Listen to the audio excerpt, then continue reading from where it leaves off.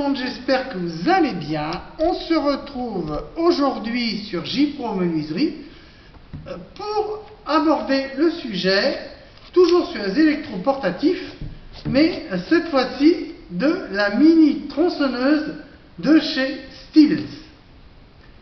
C'est la GTA 26. Elle est très connue donc depuis quelques années. Elle marche avec une batterie de 12 volts.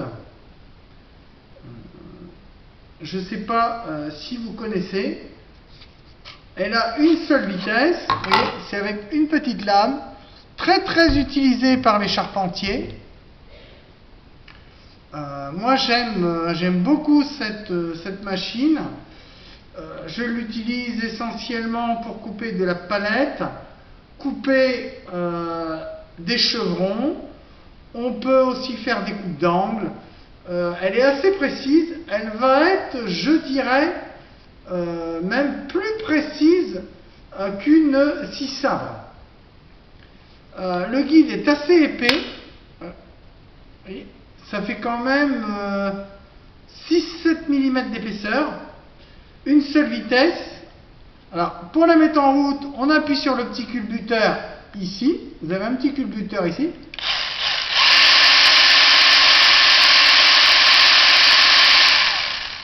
Voilà. Et il y a une seule vitesse. Alors ça, c'est l'inconvénient. Ça aurait été bien que Stihl mette un petit variateur ici au-dessus de la machine. Malheureusement, il est inexistant. Vous pouvez contrôler ici votre niveau de batterie. Donc là, il va falloir bientôt que je la recharge parce que je n'ai plus qu'un seul voyant. Donc ça, c'est pas mal. Elle est vendue avec une petite burette d'huile comme ceci.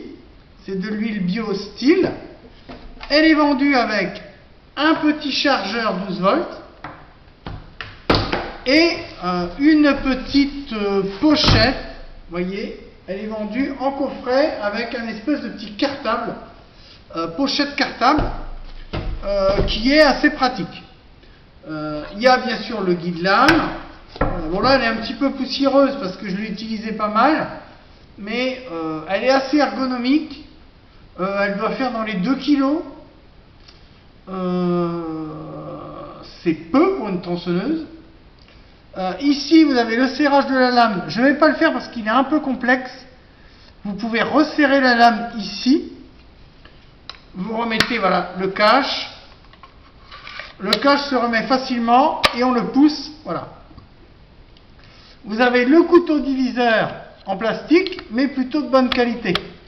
Donc, dès qu'on va rentrer dans du bois de charpente ou dans du bois de palette, le couteau diviseur ici présent va se lever automatiquement. Alors s'il manque un peu de souplesse, bon, c'est pas vendu avec, mais vous avez un système BTR qui vous permet ici éventuellement de resserrer le couteau diviseur.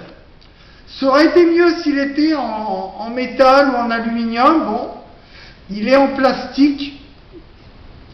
Contrairement à d'autres modèles où il est en alu.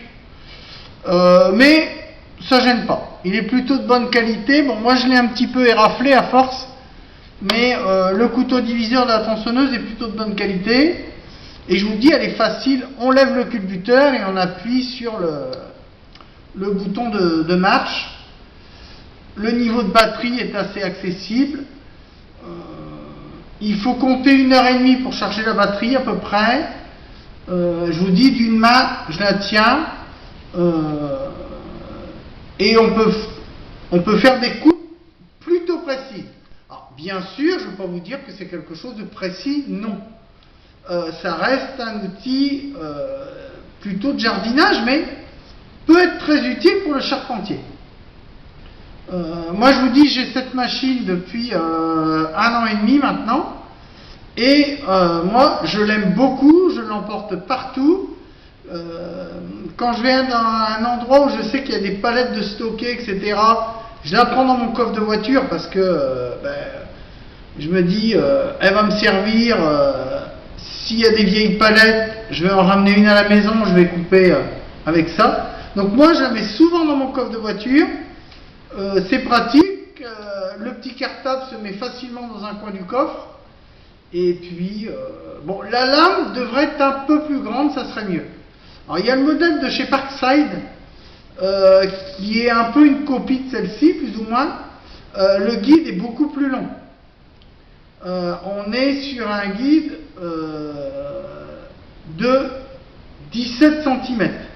Là, on est sur du 10-12 cm max.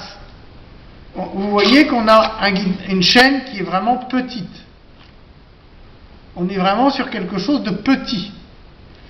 La Parkside, elle va être plus haute et un tout petit peu plus large. Mais il y a des choses qu'on fera avec celle-ci qu'on ne peut pas faire avec d'autres. Ah, vous avez été nombreux à me poser des questions. Si avec une tronçonneuse, on pouvait faire des mortaises. Comme avec une mortaiseuse à chaîne. Moi, j'essaierai pas. Une mortaiseuse, c'est pour mortaiser. Une tronçonneuse, c'est pour tronçonner et scier.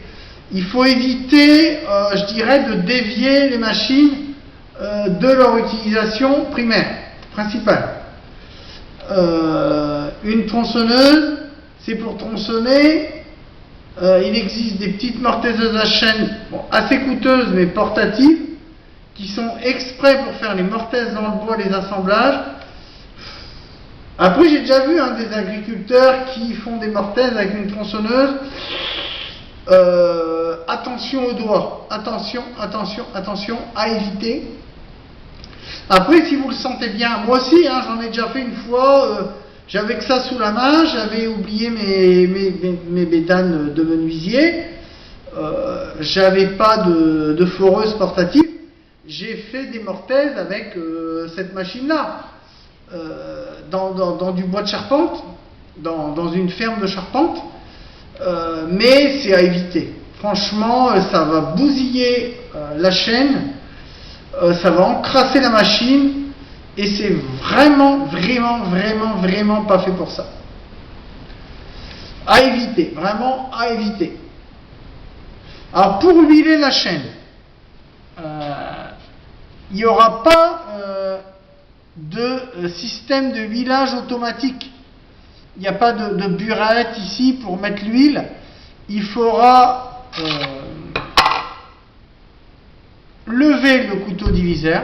Vous mettez la machine en position debout sur un établi, vous faites tourner la chaîne, bon là je ne vais pas le faire, et au goutte à goutte, voilà, vous tournez, vous enlevez, alors moi je ne vais pas enlever la batterie, mais vous faites tourner et petit à petit vous mettez votre huile sur la chaîne, c'est le mieux à faire, voilà. C'est très simple, vous avez juste à relever le couteau diviseur. Et après, une fois que c'est fait, vous la mettez en route pour que l'huile se répande bien partout. Et la machine démarrera et vous remettez le petit carter orange de chez Stihl dessus. Vraiment, c'est une machine très simple. Il ne faut pas se prendre la tête. Moi, je ne me prends pas le chou avec. C'est vraiment une bonne machine. Vous pouvez y aller en toute simplicité. Voilà, j'espère que cette petite vidéo vous aura éclairé sur l'achat éventuel de cette bête. Et je reviendrai très bientôt sur les outils électroportatifs du menuisier, du charpentier et de l'ébéniste. Allez, je vous souhaite une bonne fin de semaine à tous et je vous dis à très bientôt sur JPro Menuiserie. Likez, commentez, mettez des pouces. Ciao, bye bye.